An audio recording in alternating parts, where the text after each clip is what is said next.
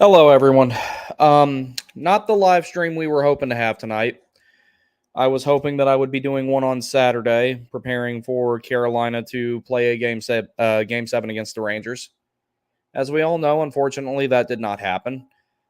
And there's a lot of questions. There's a lot of speculation. There's a lot of discussions around what's going to be happening over the course of the offseason. Hold on one second. BTS, I have to say hello to you. So there's a lot of speculation about what's going to happen in the offseason. Now, that being said, there has been one particular big question answered, and I think that it was already kind of a foregone conclusion. And I'm glad that I've had some time to think about it before streaming because I was very conflicted about this before, and now that I'm not. So we're going to talk about our first big topic here today, which is the Canes sign a 5-year extension for the coaching staff. Rod Brind'Amour, Jeff Daniels, Tim Gleason, video coach Chris Huffine, and goaltending coach, excuse me, Paul Schoenfelder were all extended for 5 years. So I haven't got the chance to really watch what I'm about to talk about now, but on the O&G show, Brind'Amour, from what I read of some people who did get to watch it, they said it sounded like Brind'Amour was kind of in a place where this 5 years is going to be it for him. And if Carolina were to win the cup between now and then, he may walk off into the sunset. So here was where I was at in terms of thinking about Brind'Amour getting extended as a coach when the second round was going on, particularly when the Canes were down 3-0. I would be lying to y'all if I said that I wasn't kind of on the fence about it, and if I don't sometimes think that some of Brind'Amour's methods are a little archaic. But here's the conclusion I've come to as to why it's the right decision that Brind'Amour and the staff ultimately was extended, Daniels included.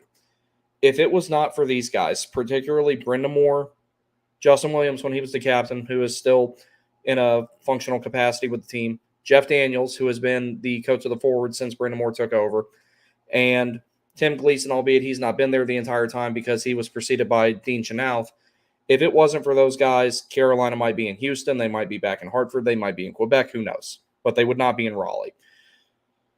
I think that the organization and us as fans, as much as we want results, as much as we want to win, we owe it to them to give them a chance to see this through to the end. Brind'Amour is clearly not going to coach forever, and neither are the other guys behind the bench. And it sounds like he's giving himself a 5-year window to win the cup before he calls it for good. And I've never met the guy or anything, but from what I have anticipated, or from what I have ascertained from watching this team basically my entire life, watching the entire tenure of his coaching and pretty much every single time, or the entire tenure of his time playing for the Hurricanes, I think Brind'Amour at this point is someone who has a little bit more pride in what he's doing as a coach than what he is doing as a player.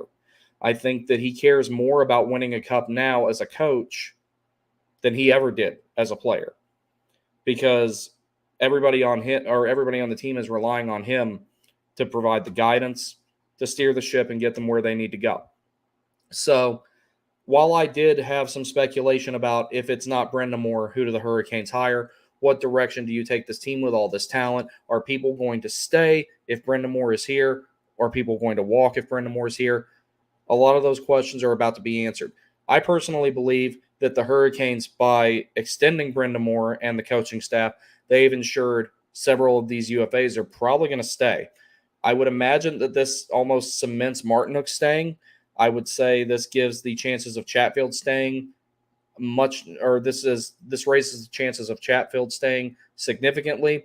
I would say that Tony DeAngelo will be willing to stay. Oh, well, he's basically said as much in his exit interview, and we're going to talk about some of the exit interview quotes here in a little bit and everything like that.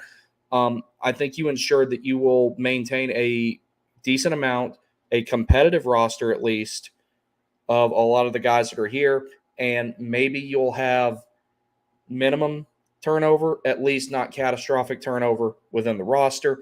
And not to mention, Brind'Amour is a good guy to mold the youth that's coming up, because there's going to be some new faces in the lineup no matter what happens. I imagine any combination of Scott Morrill, Bradley Nadeau, Jackson Blake, so on and so forth. We're going to see a few of those guys. Whether we see them all season or not, I don't know. But periodically, we will see some of these players playing.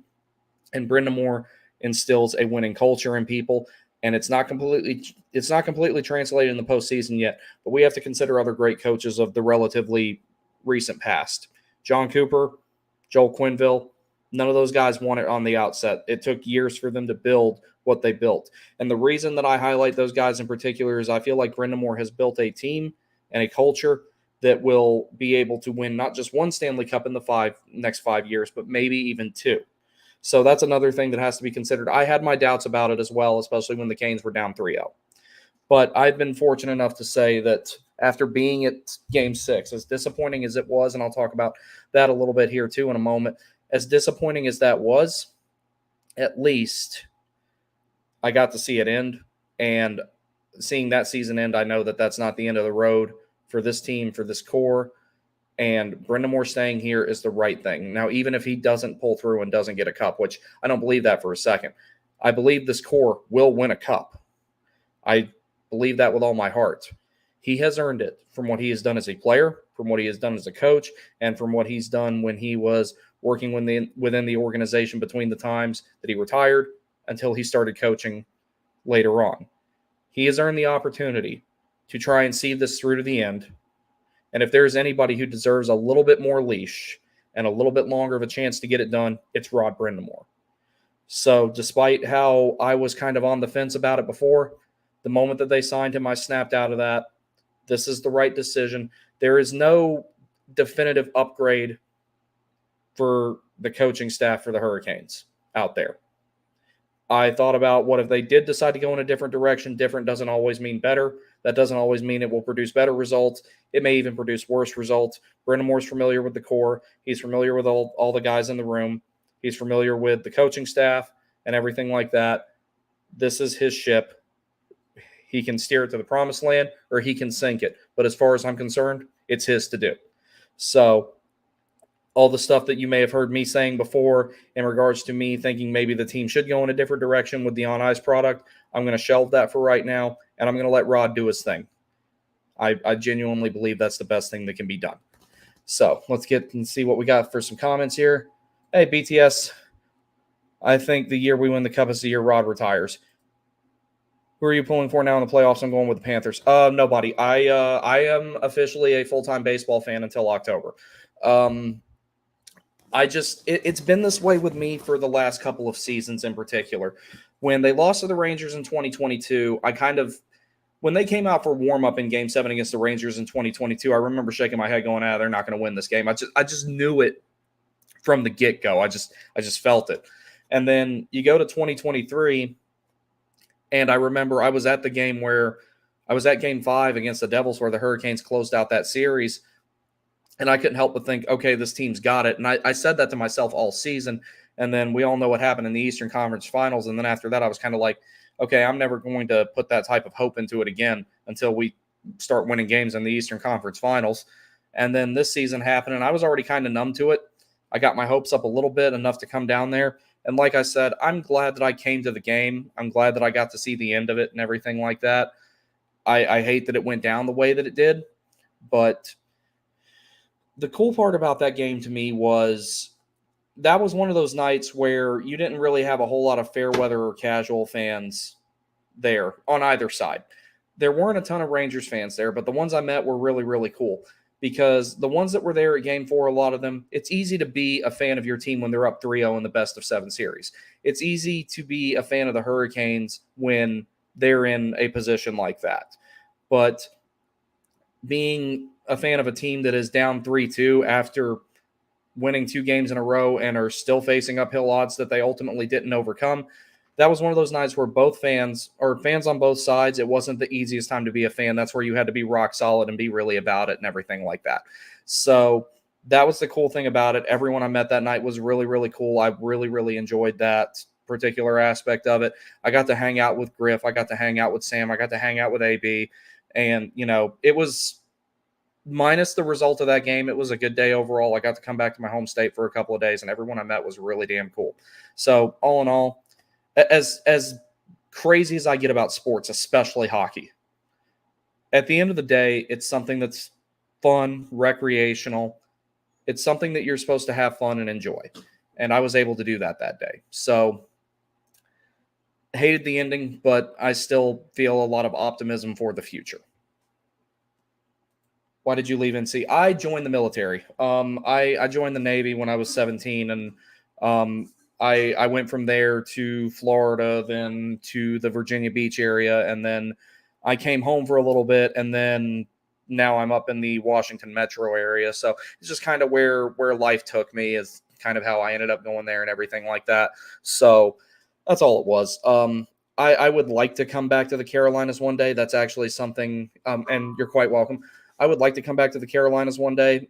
That's something that eventually we are going to do. Me and my girlfriend are, and the gigantic dog back there that's running around who I'm going to have to give some water to. So I'm going to have to take a break here in a moment because he's already drank it all. It's hotter than hell in here. That's why I'm wearing this damn tank top. So that's all it was. That's the reason why I left. So the rest of the topics that we're going to cover today, I'm going to talk about some of the. I'm not going to go into too much detail with this. I'm going to talk about notable RFAs and UFAs. I'm not going to talk about anybody like Dylan Coughlin or Maxime Comtois or anyone like that. But the notable players, core pieces going forward and everything like that, who I think will be back. I wrote a long thing on X about all this, and I didn't get to finish it because when I came back up, I wanted to do a stream on Saturday, but I didn't have a voice. Even though for the last 13 minutes of that game, I was quiet as a mouse. Let's see. Elliot Friedman suggests the Canes could buy out Kotkaniemi. That's something I'm going to spend a lot of time talking about because there's a lot of pros and there's a lot of cons to that. I'm not sure whether I'm for or against that or not. I'm leaning towards no because I think that you can trade Kotkaniemi to a team that is rebuilding that would have time to work on him and maybe, help him reach that full potential, which is what I think would be best for him, be best for their organization, and best for the Canes altogether. So I'm hoping that he can find a way to, revamp his game and revitalize his career. I'm thinking San Jose, depending on what happens with the UFA signings on defense. You could maybe get someone like Mario Ferraro back in a deal for sending Jesperi Kotkaniemi there. Maybe retain $800,000, something along those lines. But we'll get to that in a little bit. The details of what the buyout would be like, which is why I'm favoring being kind of against it. There's some speculation about Necas being traded during the offseason. I'm not saying that any of this stuff is concrete, but to me, there's a little bit more smoke and a little bit more fire this time than there has been in the past when there's been speculation about Necas getting traded. And Elliot Friedman also reported in the same episode of 32 Thoughts that I'm referencing that I listened to when I was on the way back up here on Friday morning that Slavin is a focal point for the Canes' future and that they are going to take a particular focus at extending him. And that should come as no surprise to nobody, but I'll talk a little bit about what I think that contract is going to look like. So let's see here. QM Rules. What up, B?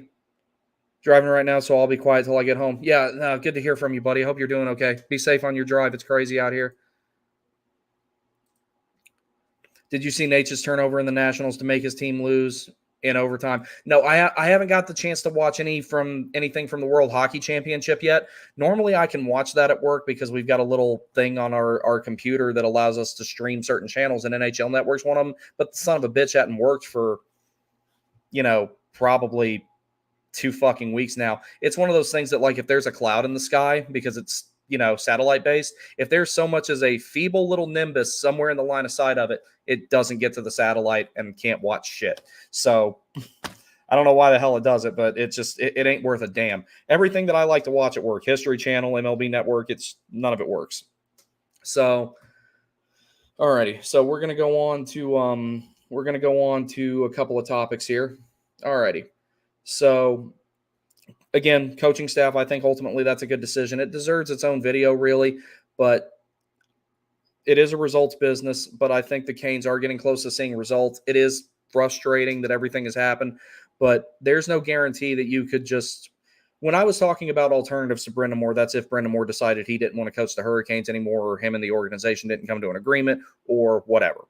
That's when I was talking about, okay, if you have to go in a different direction, who do you get? I'd be very interested to see what a coach like Jay Woodcroft would do with a depth chart like the one Carolina had this past season. I'm not saying that I wanted that over Brendan Moore, but it was a time to start looking at alternatives in the event that they couldn't come to some sort of an agreement. Luckily, they did, and that was the biggest variable this offseason. Now that that's answered, they can start getting some UFAs signed, start making trades, and they also have a priority for a right-handed number 2 center. I personally really like the idea of the Canes trying to get Shane Pinto, and someone like Martin Necas could be a focal point in a trade like that, but we'll get to that in a little bit. So first right here, I'm going to start talking about some of these guys here. So Necas, Drury, arbitration rights. So I am relatively convinced that Martin Necas will not be a Hurricane next season, and there is a multitude of reasons for that. I personally think that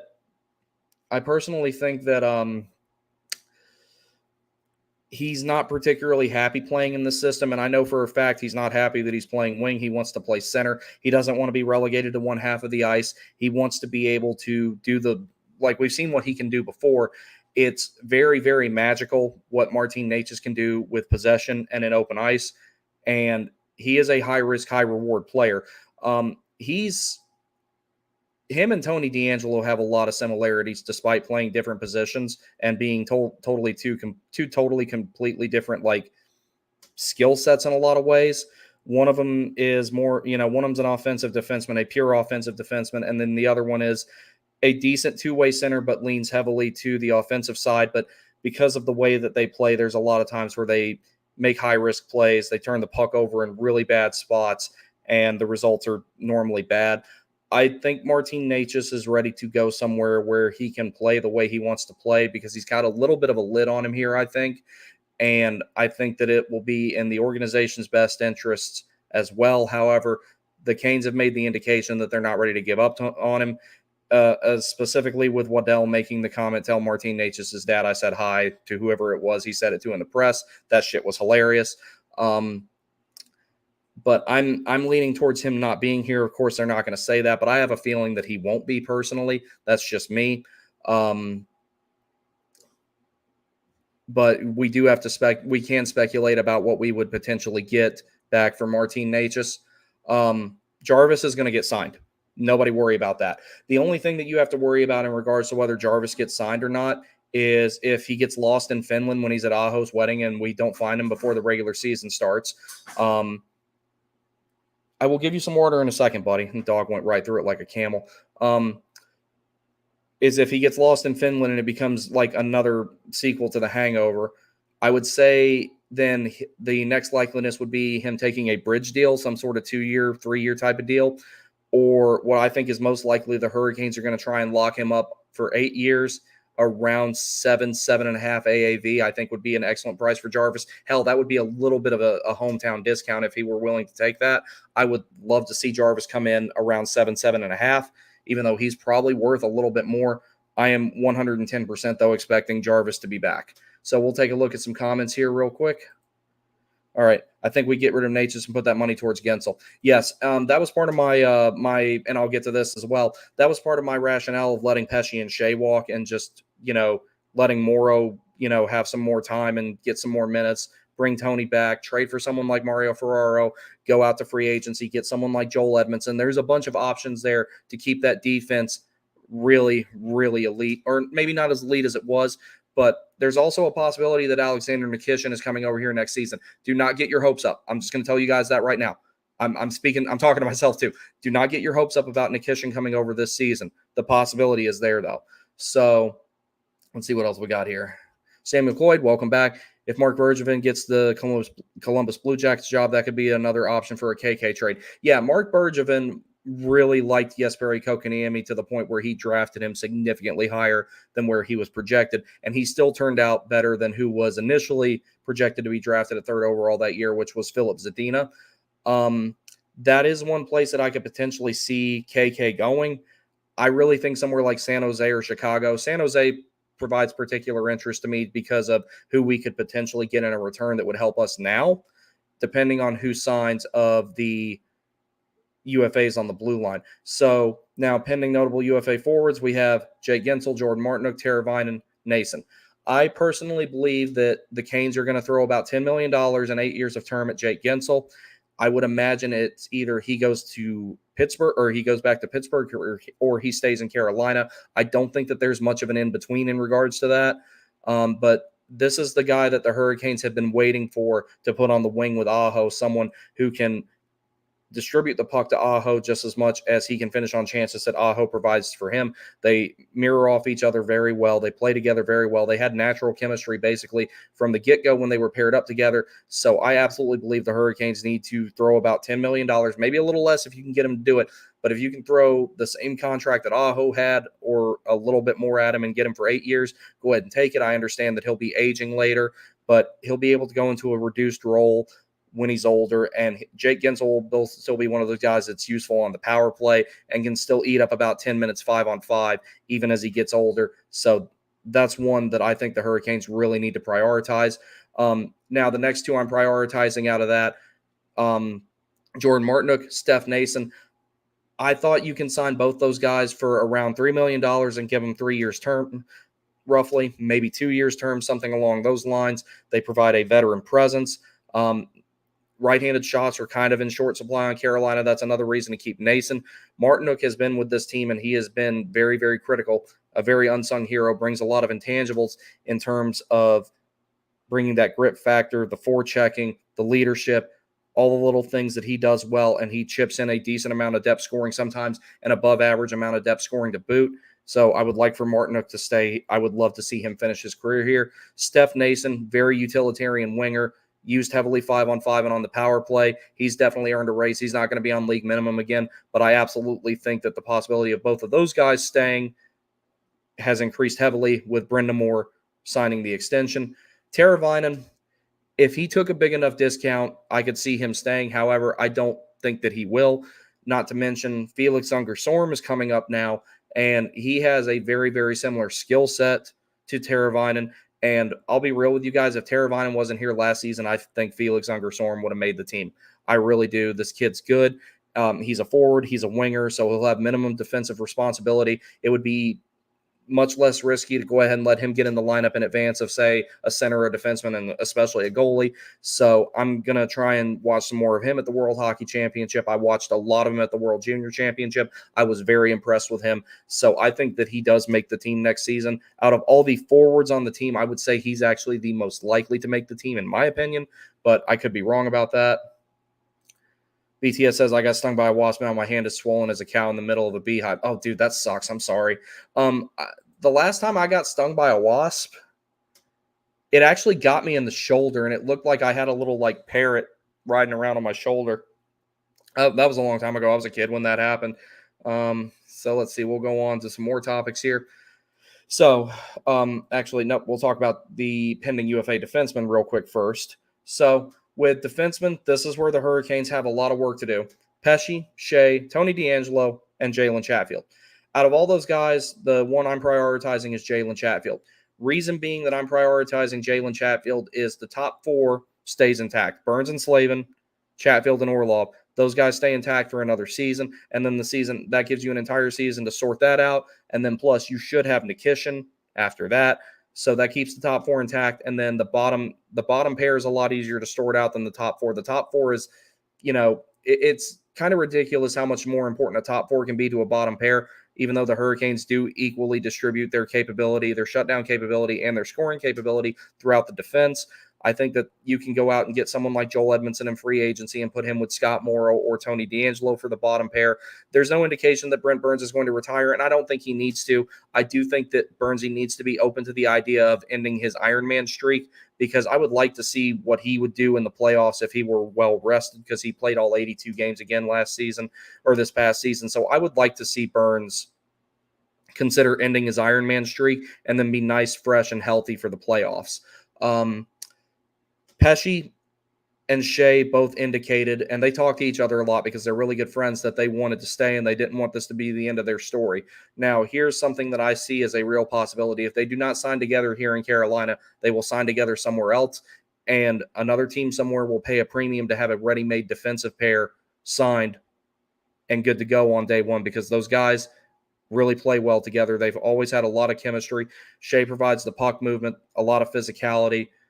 He's an absolute sniper, and then you give him Brett Pesce, who's one of the best safety valves in the game. Yes, I do think he's lost a little bit of a step, but considering, the fibula getting broken and everything like that he was playing on, or that he initially played on for a little while in game 2 before he finally couldn't do it anymore, a fully healthy Brett Pesce, if he gets the offseason to recover from whatever issues he's had, he'll be okay.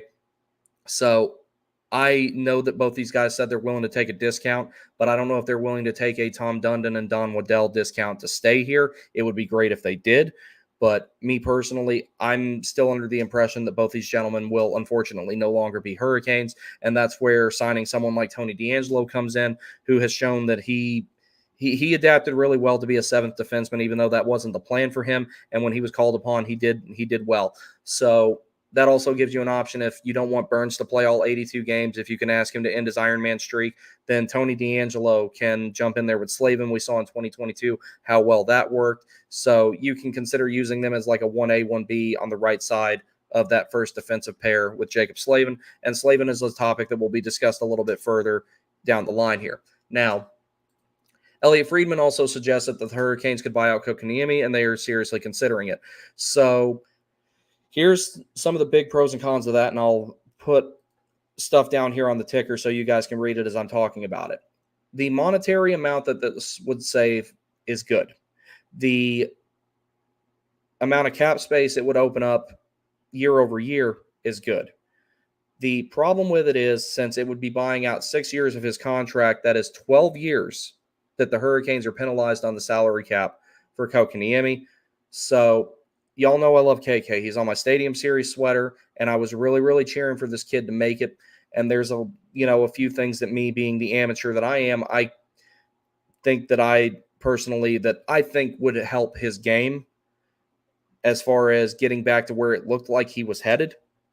I think the best thing the Hurricanes can do, instead of paying that type of buyout penalty, which would be $850,000 for most of the seasons, and then I think it's $430 for some of the other ones. I'll go back and read it here in a moment and everything, and then we can discuss it a little bit further.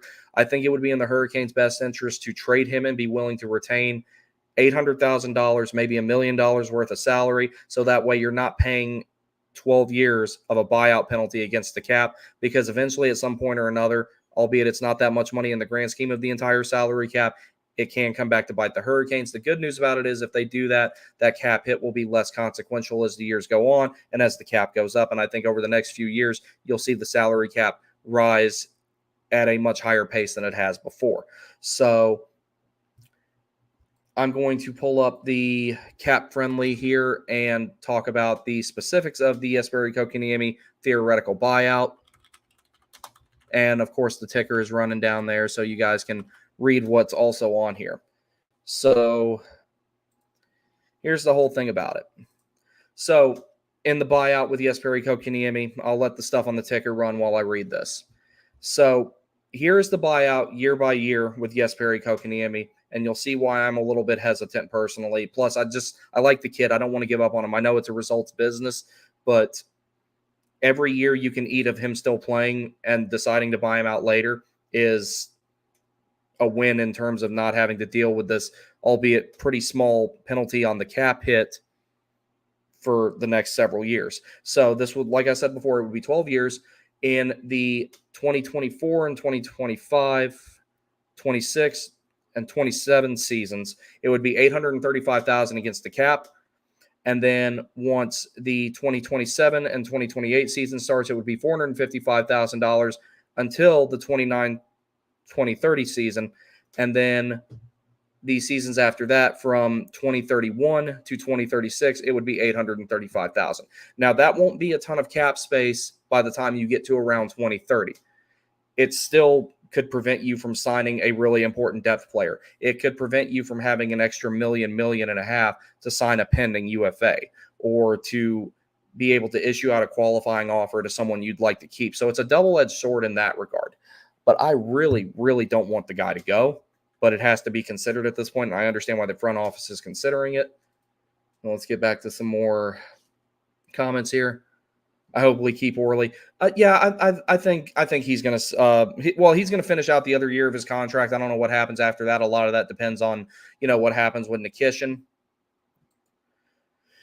We need to buy out KK. I'm really on the fence about it just because of the term of how long he would be bought out. I'm hoping they find a way to trade him, because if they trade him and retain, say, $835,000, which would be essentially the buyout penalty they would be paying, if they just traded him and retain that, then you're dealing with similar situations to what you would with the buyout, but for not nearly as long. That's why I think somewhere like San Jose, where they're a long way from being competitive again, would be the best choice.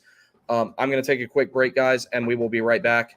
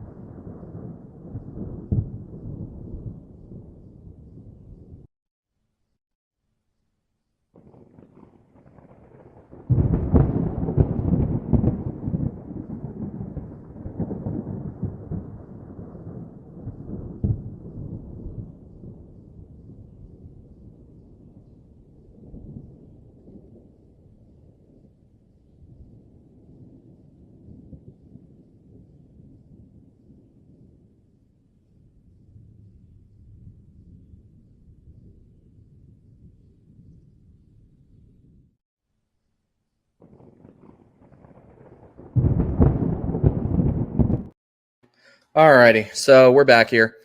Alrighty. So that's the only thing about it. So, like I said, let's just say the defense shakes out to where Pesci and Shea are gone, Tony's gone, hell, even Chatfield's gone. One of the players that the Hurricanes have reportedly been interested in the past is Mario Ferraro. That would be a good left-handed shutdown guy. Doesn't not flashy, doesn't do anything special, but he'll lay the body on people. He plays good zone defense. He denies entry. Think of like a left-handed version of Pesci or Chatfield. Not as good as those guys, but kind of along those lines. Someone like him, I think you could maybe finagle sending KK to San Jose with a little bit of salary retention, maybe sweeten it with a pick, and you get most of that. You get the majority of that contract off the books for one thing. And above all, KK, the human being, gets one more fresh start to try and sort it out. Let me get back to some more of the comments here. Personally, I think he has a mentality problem. Just me, though. I agree. And I've said the same thing about Natchez in the past. Like, Natchez, it seems like he's an amazing player, right? But it's like he's got this weird disconnect between his hands, his feet, and his brain. One of them is always out of sync with the other two. And I kind of feel like that's what's going on with KK. So there's, a multitude of things I've considered in regards to, if I could make an observation about it. I think that the best thing Jesperi Kotkaniemi could do this offseason is when he goes to get ready to train, he's going to do his normal fitness conditioning stuff and everything like that. I think one of the best things he can do, and don't tell me that he can't get better at this just because he's in the NHL already and he's hit a ceiling. I don't believe that. Otherwise, they wouldn't have skating instructors at prospects or at prospects camp and at training camp itself. I think Jesperi Kotkaniemi needs to take about 4 weeks and not touch a puck and improve his skating ability. And I'm not saying that he's a bad skater, but I'm not like he's not Dylan Coghlan or Pat Maroon, but he's a little bit below average on it. His edge work in particular is really clunky. He's a big kid. He's got a long stride, but the acceleration is not the best with him. The edge work is not the best with him. And I feel like if he improved his edge work, that would improve his ability to use his frame and to protect the puck, and it would overall make him more confident in every single situation with the game and everything like that. So I think Jesperi Kotkaniemi would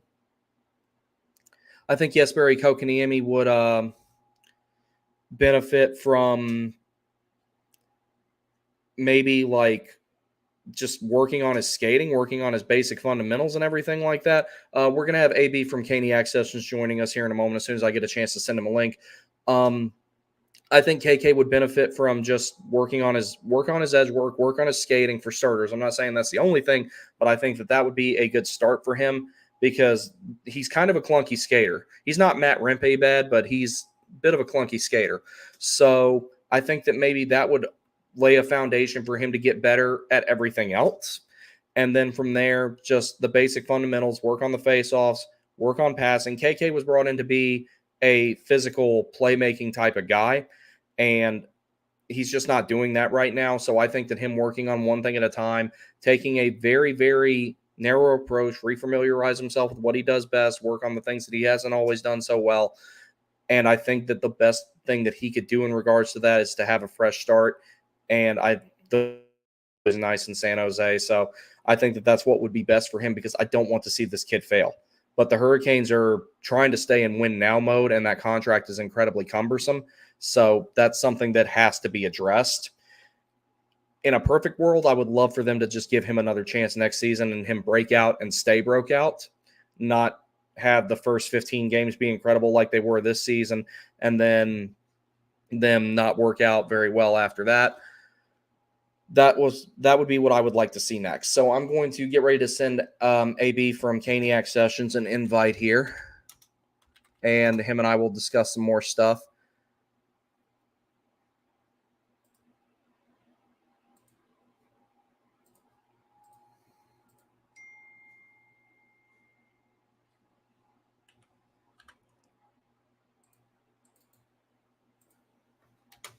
All righty.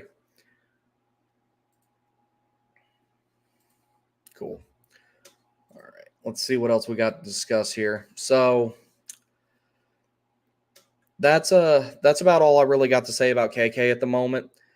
If it were up to me, I wouldn't buy him out yet. I think that a lot of the basics of what he's doing a lot of things right, and a lot of it is incredibly bad luck. I understand that from a business standpoint, this cannot continue to happen. A drought like the one he's had with scoring and it ultimately affecting the rest of his game cannot happen again. But, maybe the Canes just put him on waivers and hope that somebody claims him. I don't know. But I'm not ready to give up on the kid yet. And there's one more season before his 10-team no-trade clause starts. But I also know they're looking to upgrade at the center position. I'm personally really keeping an eye on Shane Pinto for that if you could get him out of Ottawa. So as soon as AB gets in here, we will discuss some more stuff.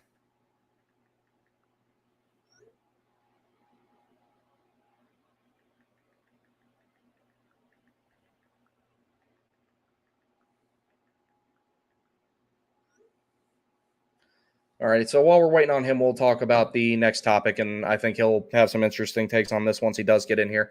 So there's some speculation, and this is referencing the same episode of 32 Thoughts that I was listening to on Friday that I've talked about so much. There's some speculation that Martin Necas will not be with the Hurricanes next season. I think that this is legitimate this time. I really do. I think that it will ultimately be best for all parties involved if they mutually part ways and the Canes can get something back for Necas. I imagine that they will qualify him so that way he doesn't become a UFA and you lose him for nothing. So they will qualify him. I'm not worried about that. Let's see. Let's get back to the comments here for a second. Matthew Barron, welcome back. Trade Natchez, Ronta, D'Angelo, KK, and Martin put the cap space into signing Gensel and Jarvis. Ronta's probably going to retire. His contract's up, and I don't really see him signing anywhere else to play. I mean, maybe he'll go overseas and play in Finland for a year or something. He won't be back in the NHL. Natchez, I'm pretty sure the Natchez saga is about to come to an end. I really believe that. Martin, you need depth goaltending. He's on league minimum, so he's fine. D'Angelo's UFA, so it depends on if they sign him or not, which I think that's going to depend on what else happens. Sam Wallace, welcome back. There is such a logjam at center. Yeah, there is. I think it's going to clear up really quick, though, because whether they buy out KK or whatever it is they do, I think that it's not going to be a situation for very long. I don't think Drury will get traded. That being said, if it happens, it will not surprise me. Matthew Brown also says sign Chatfield. Yes, I am a very, very big proponent of signing Chatfield. That's why I said out of all the guys on the blue line, Chatfield's my number one priority because you can sign him for probably $3.5 million for 3 years, and you get a guy who's, in my opinion, surpassed Brett Pesce. And that's not an easy thing to do, surpassing Brett Pesce in that capability, because he wins foot races. He's really good at zone entry denials. He has really aggressive gap control. He forces a lot of icings. He pinches at the right time. I absolutely believe that would be an excellent idea. I just wish they could fix KK. Yeah. So part of that I blame on Montreal because they clearly have some gaps in their player development, I believe. Chatty is legitimately better than Shea. Defensively, yes. I absolutely believe that. Nason should be a priority. Yes, I absolutely want Nason back. I want Nason and Martinook back. Nason, Martinook, and Gensel, out of all the UFA forwards, are the three that I want back. Teuvo Teravainen, you have been a great Hurricane, but if he goes somewhere else, I'm not going to be upset about it. If he stays with Carolina, he's got to take a pay cut because his role is going to start getting reduced more and more. There he is. All righty. Hey, buddy. You still at the gate? Man, how are you? I'm good. Doing just fine. Sorry that we went to game together and I had to leave early. I couldn't stand to watch what was going on. Mm-hmm. So yeah, that was rough. I just kind of sat there in dead silence going, we were 13 minutes away from potentially making history 2 nights from now. Mm-hmm. That's all I thought the entire time I sat there. What was really funny,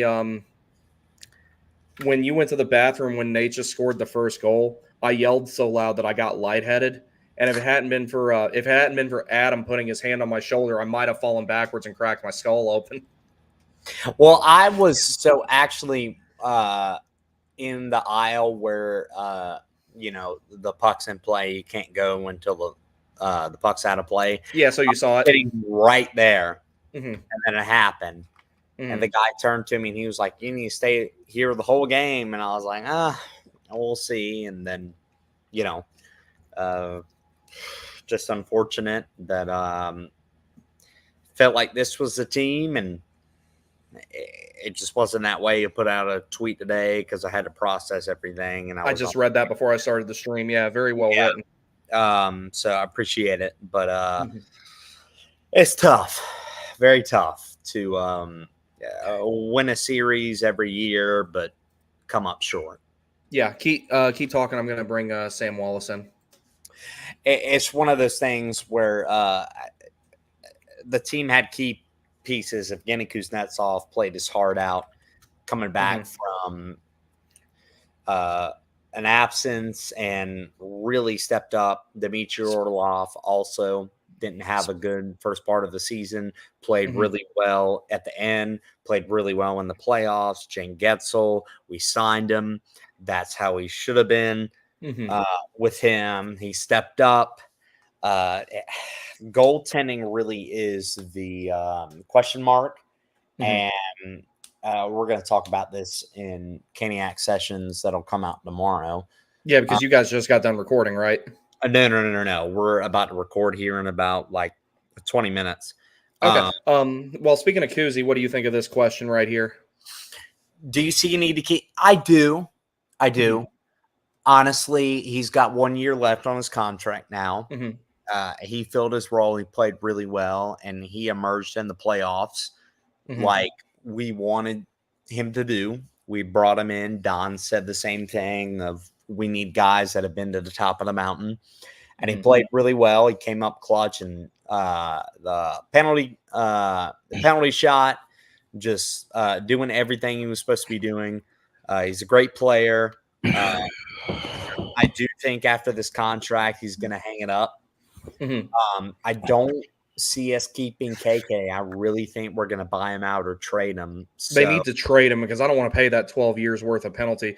Well, that's what absolutely, I don't know if you were watching before I brought you on, but what I said was depending on how things shake out with the defense, I Mhm. would trade. And me and Sam Driscoll were actually talking about this when I was at y'all's place the other night. Mhm. When we were on the phone with you, Sam Wallace. Mhm. And by the way, everybody, please welcome Sam Wallace to the show. Hello. We were talking about, you know how the Canes have been linked to Mario Ferraro like a million times, right? Yep. That would be a good time to, okay, let's say Shea and Pesci don't come back. Mario Ferraro would be a good guy to put with Tony D'Angelo if you bring him back, or Scott Morrow. Yep. I think that you consider saying, hey, look, you guys are in a rebuild. You don't have any center depth, and you're not making the playoffs for at least 2 or 3 more seasons. Right. Here's Jesperi Kotkaniemi. We'll retain $850,000. Give us Mario Ferraro, his contract as is. You save money that way. You get a center to go with Macklin Celebrini and Will Smith, and let KK fill the role that I think he's better designed for, which is the 3-4 center type of thing. Because KK's fall from grace has me absolutely baffled because I really like this kid and I think he's a great player. He's not the greatest skater, but he does a million other things well. And that's why I don't understand why he's fallen off the way that he has. Because if you remember, he used to be on the penalty kill and the power play. Rod really trusted him in the second half of last season and the first few games of this one. So, Sam, what are your thoughts on potentially keeping Kuznetsov? Kuznetsov. I really liked Kuznetsov in the playoffs. I didn't really see a reason to scratch him, in my opinion. If you say it's because of a stupid penalty, well, there's a prime example in Svechnikov, and you don't scratch him. Yeah. But I mean, I thought Kuznetsov played pretty good. I mean, he got like quite a few goals playing on that fourth line. I think he can definitely take advantage of other teams' fourth lines, but at the same time, there's a part of me that says he needs to be in more of a top six role. And I would say I've been a little bit pretty vocal about the lines at home, because I just think the offense was a little bit too spread out. But in Game 6, I thought the Drury line was the best line, and your top line was being helmed in by the Rangers so many times in your own end. So that Game 6 was something. But I mean, Kuznetsov, I think from what he did in the playoffs, I think he deserves more ice time. And yeah, it's going to be interesting with the whole center core because you have lots of centers. Yeah, at least one of them is not going to be here next. One way or another, I don't think KK is going to be here next season. But, that's what I was saying before I brought you guys on. I think that if you can trade him, retain $800K, do it. If it's like he needs to be sent to a team where he's got time to be experimented on. Carolina doesn't have that window with him anymore. That window for him is closed. Someone in here mentioned, it was a good idea, mentioned Bergevin might be the GM of the Columbus Blue Jackets here soon. Maybe he wants his initial pet project back. And, I mean, you could potentially say, hey, here's KK, give us future considerations. It's off the books. We've got plenty of depth at the center position, and we're still looking for a right-handed 2C anyway. And someone they have that we might be able to have some interest in would be Boone Jenner, right-handed second-line center. He's lefty. He's a lefty. Jenner's a lefty. Yeah. Jenner's a lefty. Jenner's a lefty. Okay, disregard that. Let's see. So I'm sorry. I didn't mean to even mention Jenner. I said, who I wanted to mention actually was Shane Pinto from the Ottawa Senators. Now, I think that a more likely trade piece for someone like him would be Natchez. So, and then, it's like, I mean, I hate Brady Tkachuk with a passion, but I'd like him a hell of a lot more if he played for Carolina. Oh yeah. Oh, 100%. That's you don't like someone like him unless he plays for you. The same with Bunting. When we Fucking had Michael Bunting. James I Bunting. fucking hated him until he played for us. Exactly. You know what? I have an idea. Let's get And Trocheck Kuzi. back. I hated Kuzi's celebration, but now It's I because love of the it. bird. Yeah. Love it And now I now. love doing that. Love it now. Oh, here's an idea. Let's sign Tony. Let's get Trocheck back. Let's get Bunting back. Let's get both the Kachucks. Who else am I missing? Let's get That's Trouba. not going to happen with the cap. Let's get Nick Cousins. This is an NHL 24 with the cap turned off. So Yeah, I know, right? Well, I mean, Yeah. Certain I other wish. websites here. What you're saying? We can't trade Martin Necas for Connor McDavid 1-for-1 with cash considerations, like it's Major League Baseball. That was the funniest shit I ever saw. I guarantee you, they're hate watching this right now. who? Cardiac Kane. Cardiac Kane can. I can cuss. Say it. I can Say cuss. it. You know what you want to say. Say it. They can suck my fucking dick. I'm sure Baker will let us know that he saw that.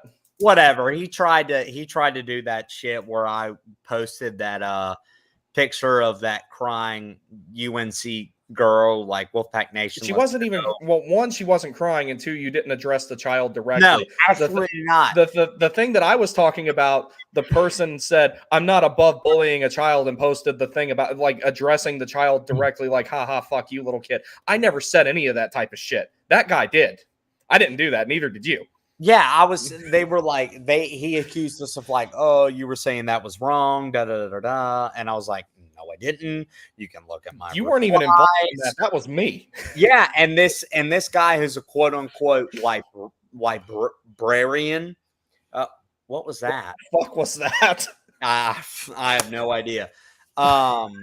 Anyways, quote unquote librarian has the spelling and grammar of a fucking high schooler. So he's writing for Cardiac Kane. Clearly, they need help, and he wants to start any shit, and he can't back it up. So Yeah. it is. I don't even know how he got in my mentions. I had him muted. This. Fuck you. All right. So, all right. So, on the subject, hey, my favorite Richmond, Virginia-based Rangers fan in here. Stay away from Troch. Yeah. No, he's a good dude. I like this really guy. wish we signed him. Y'all are lucky. Well, I don't think he was going to stay with us anyway. He wanted to play for a big market. We weren't going to pay him that money anyway. We would have had to pay him probably as much, if not more, than Aho. That wasn't going to happen. Aho's probably pretty much around the ceiling. 8.5, something like that. Yeah. Yeah. Whereas, Yeah. you know, it's like Gensel, we're going to have to throw 10 at him, I think. Unless he's really, really willing to take a discount. Yeah. But I think Gensel's going to get paid 10. Now, here's one thing I do want to get to that I'm glad both you guys are in here for, because I know that you can't be here long since you're recording soon, AB. Yeah. I just got to hear from Griff because he's feeling a little bit under the weather. Oh, he is? Okay, well, if you guys need me on there, let me know. I ain't doing nothing else tonight except watching the Braves. That's literally all I'm doing. Let's see. So, all right, we covered that one already. All right. So the other previously mentioned 32 Thoughts episode that I was listening to on Friday. Yep. This should come as no surprise to anybody. Elliot Friedman says that Jacob Slavin is a focal point to go ahead and get an extension signed as soon as he is eligible on July 1st. Gentlemen, here is my estimation of that. $8.5 million, 8 years. Sam, I'll let you take it. Being probably one of the biggest Slavin fans, it's going to be a bit of a hot take, but I think he's going to get paid less. I'm going to say around $7 million.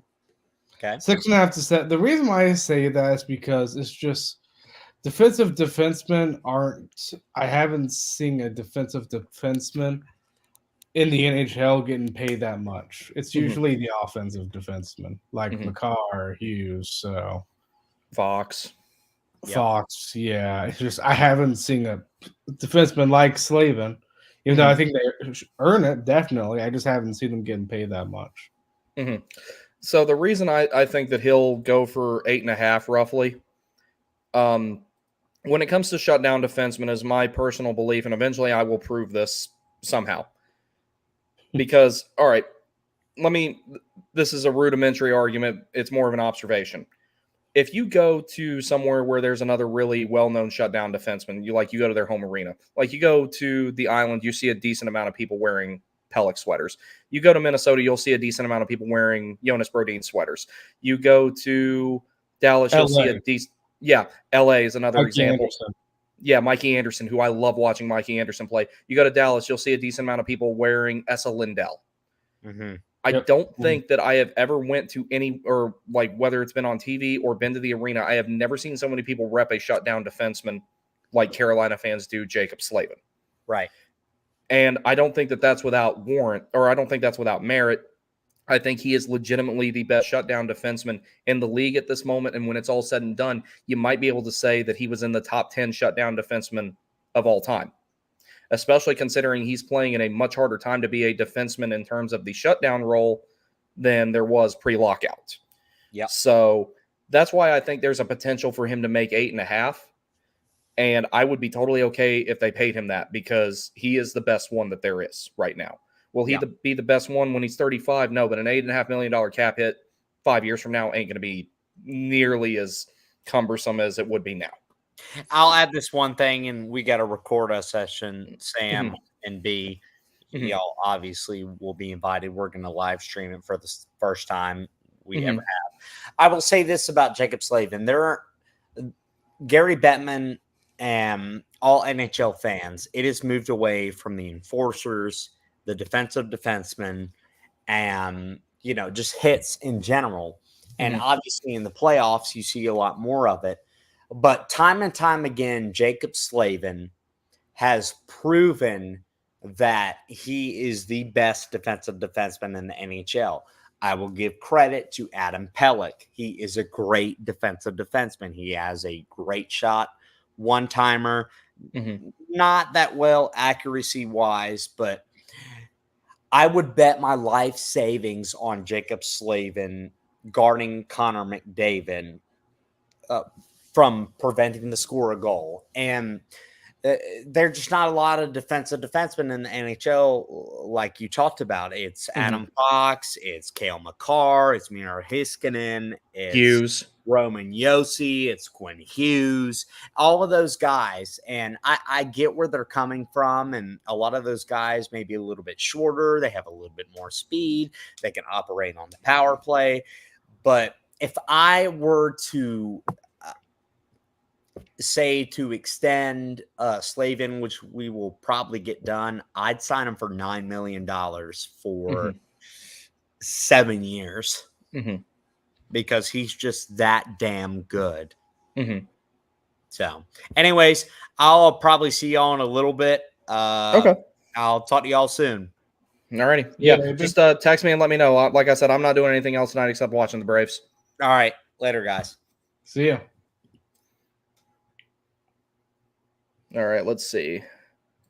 Get Marchand. Oh, yeah, because since we're making this legitimately evil fucking team of hockey players, the one we were talking about before where we were saying get both Kachucks, get Nick Cousins, get Trocheck, D'Angelo. Everybody's going to hate us.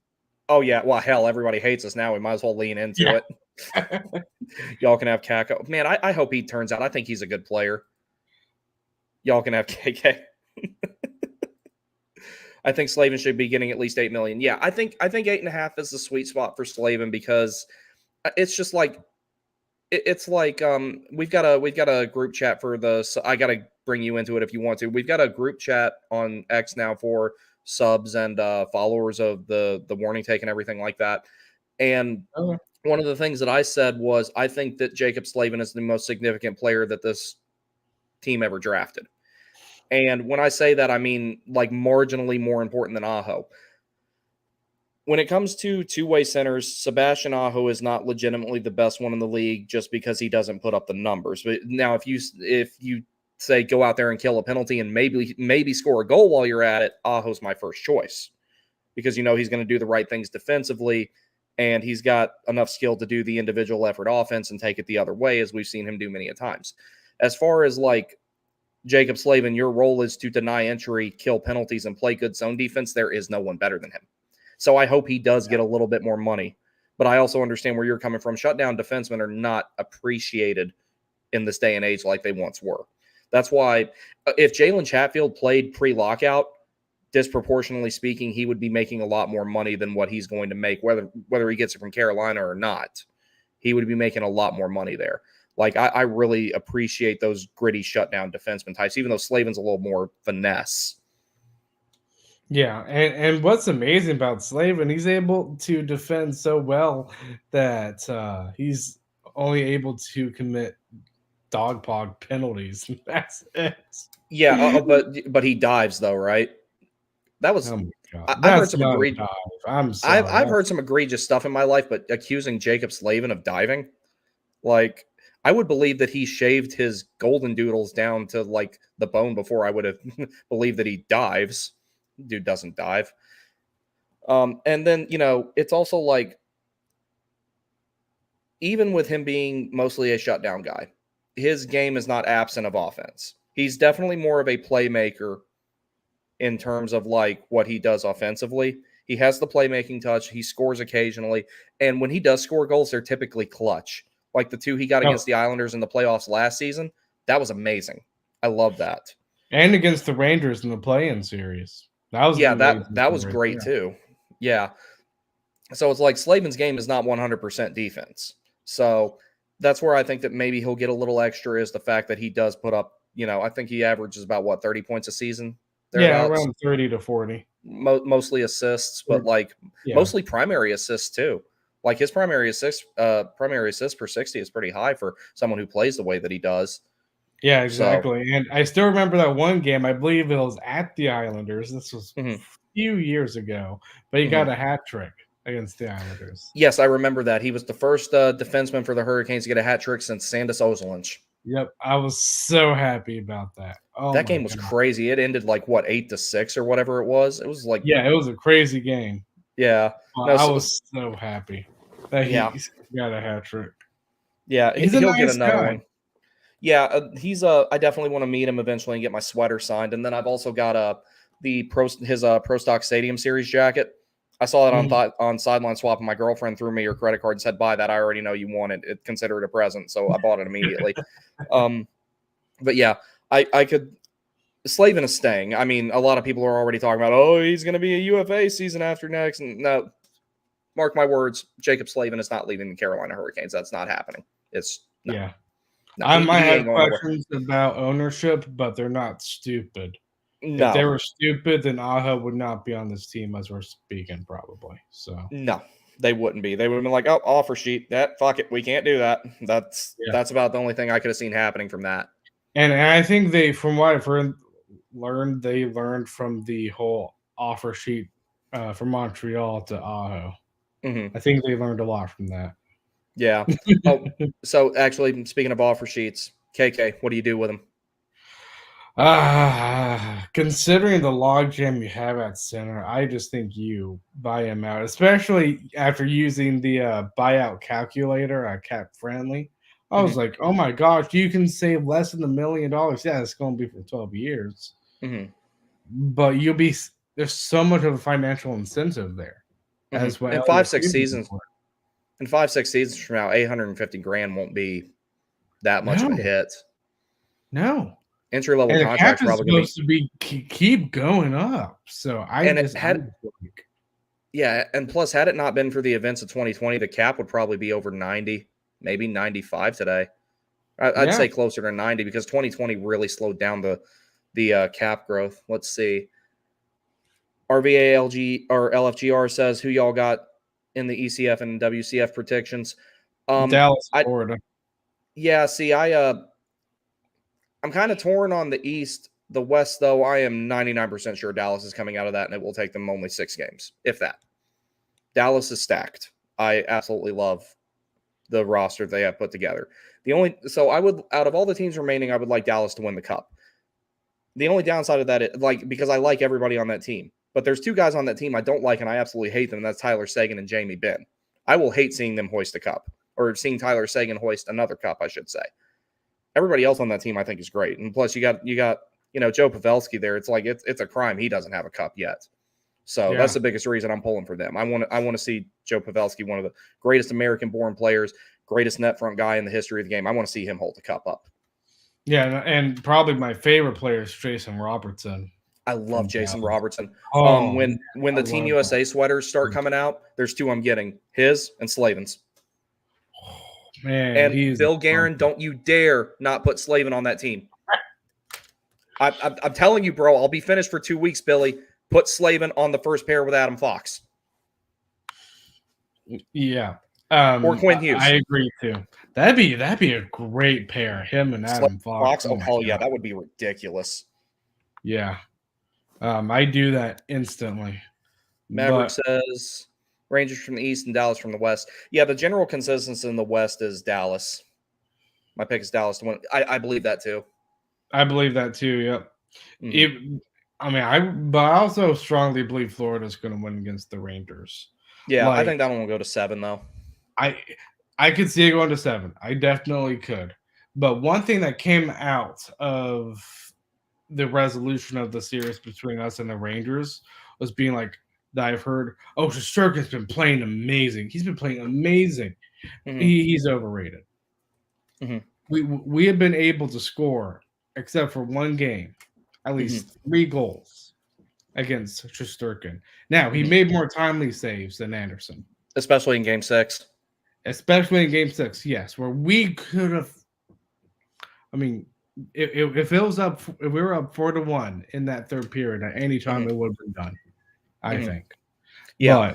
But, then Gensel and Aho and whoever, or let's see, Gensel hit the post, Aho hit it, and I'm trying to remember who. Aho missed the nets. Aho missed the net. That's right. Yes, and Stahl had a present right there, right in front of Shesterkin, but he couldn't score. I wasn't a big fan of that penalty that Stahl made, but it's callable in my opinion. Yeah. So AB was saying in the group chat that if we want to go over there and join them for their first ever live stream, we got to jump over there because they're apparently having some sort of issue with it. It's up to you. We can go ahead and do that now if you want to, because I already covered everything in the show I wanted to cover today. Yeah, I could do that. All right, cool. Everybody, thank you for joining us and everything. This actually ran way longer than what I expected it to. Me, Sam, the other Sam, AB, and Griff, we will attempt to all get together for we're